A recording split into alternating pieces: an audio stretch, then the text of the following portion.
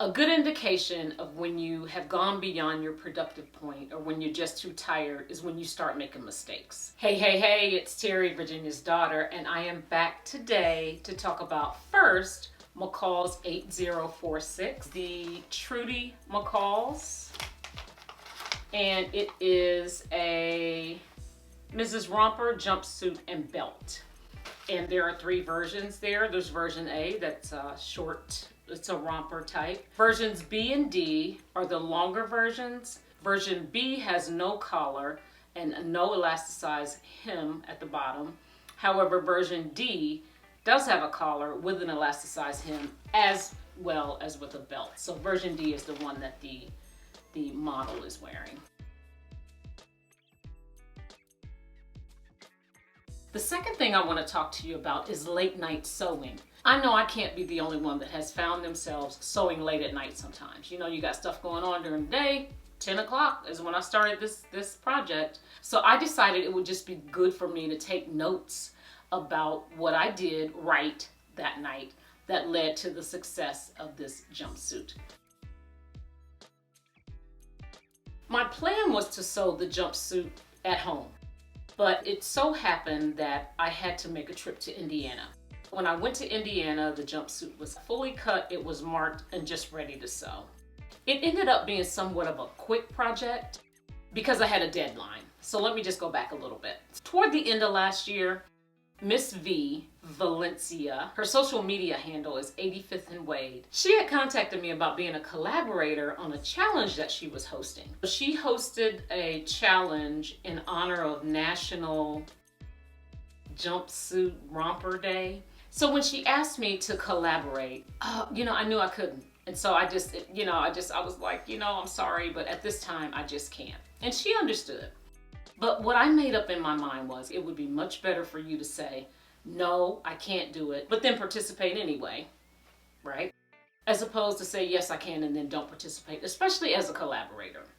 And to be honest with you, I would have never known about this celebration of this type of garment if it had not been for Miss V. So Miss V, this one's for you.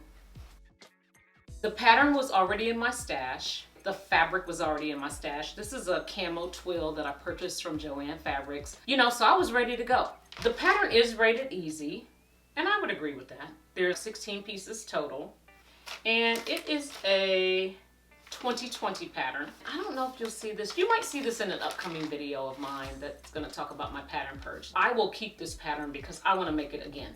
I would like to do view A for the summertime, perhaps. The fabrics are twill, linen, cotton blends, denim, and extra fabric needed to match plaids, and so on. Now, when I started to jot down some of the things that I had done that night to ensure a successful late night sewing session, I realized that some of these things I do all the time. So it's more of a habit, I think. The first thing that I did was I did not follow the order of construction. I skipped around. I did easy stuff. I didn't want to do anything that I needed to be so focused in on, like top stitching.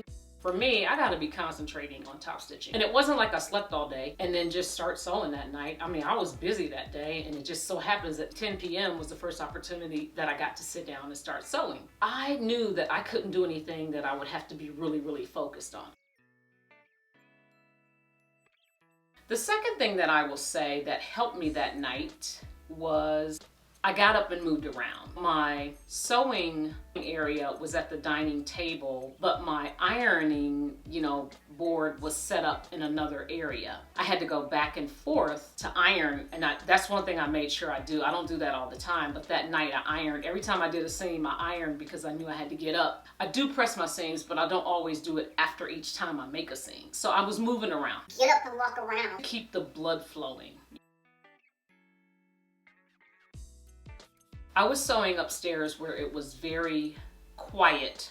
I get distracted easily. So music, I'll start dancing and singing, TV, I gotta stop and see what they say. If I miss something, I'm rewinding. So it has to be quiet. That works for me anyway, but it worked for me that night because I got the stuff done.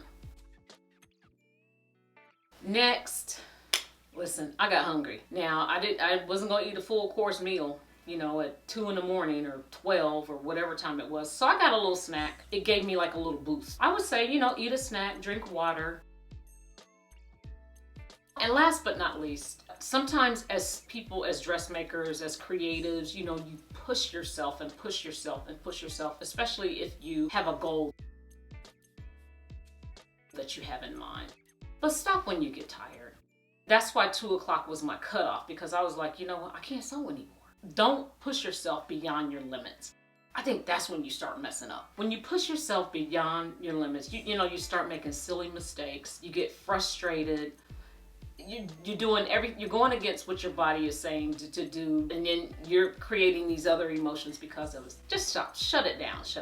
And that's how I left it, and it worked. A good indication of when you have gone beyond your productive point, or when you're just too tired, is when you start making mistakes. When you find yourself undoing, you sewed this wrong, you did that wrong, just stop. You know, you're past your productive point. Stop, pick it up the next day.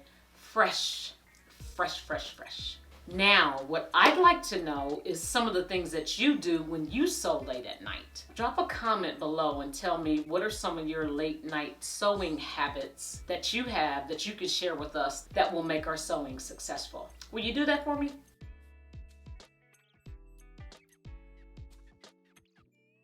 It is well drafted. It has a lot of detail. It has a pocket. You can choose to have a pocket up here. I didn't put a pocket up here. It has 2 pockets in the back. It has a yoke with a pleat in the back.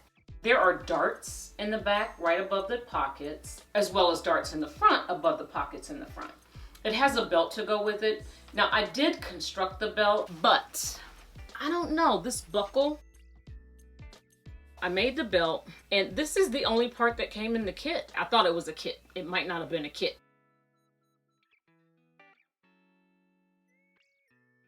But when you put this on, and then when you put the belt through here, there's nothing here. I think you also have to have the prong, I don't know if that's what it's called, and eyelets in the belt itself. I think it came together so nicely is because the illustrations and the sewing instructions are just excellent. There's like 46 steps to this jumpsuit, not including the steps to make the belt. Yet I was able to get this done like in a really, really quick, you know, timely manner.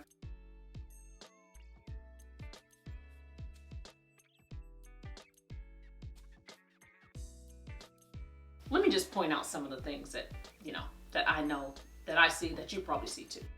I think my button placement might be a little off here, because up here I can see parts of the placket that's underneath. Of course, when it's closed like this, I shouldn't be able to see that. So if I brought that over some, then of course you wouldn't be able to see it. And then up here, I think the button placement as well. So this doesn't really, you see how that just kind of, this should be nice and crisp. I mean, you notice these kinds of things, right? Don't you, when you're sewing? And I feel like if I can see it, other people can see it as well. I love this jumpsuit. It came out really, really nice. It's very comfortable.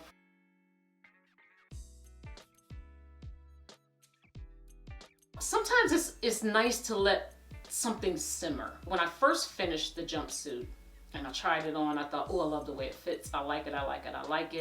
I put it up, you know, I got ready to do a video about late night sewing and making this jumpsuit. I was like, this looks a little plain. I mean, the gold buttons help, but I need something on here. Well, I've always liked the way that camo and embroidered roses looks. So I ordered some embroidered roses from Amazon. Took some time and did some placement. Do you want to use 2? Do you want to use 3? You just want to put one here, here, here. Do you put some on the front only, the front and the back, the bottom, the top? You know what I mean? So there's endless options. Well, I did come up with a way that I would do it, and I was like, okay, I'm gonna do that. But then I ran into an issue of some of the areas I'd have to hand sew it, right? Because the garment is completely made. So it's not like I sewed the embroidered patches on when it was flat. I'd have to actually hand sew some of the patches on, not all of them. You know, some of them I could maneuver on my machine, but you know, for the most part, I'd have to sew by hand. And I'm like, well, do you want to do that? So I just put it down for a while. Well, when I picked it back up this time, I said, I like it. You know what I mean? I like it. This is a great pattern. I highly, highly, highly recommend you have this pattern. Somebody should do a sew along. If you have this pattern, you might be the one. Thanks again for joining me today. And even though it's some months later, thank you, Miss V, for inviting me to participate in the challenge. I knew I was gonna make something anyway. So yeah, here I am. Because girls is players too. It's getting money all around the world because girls is players too.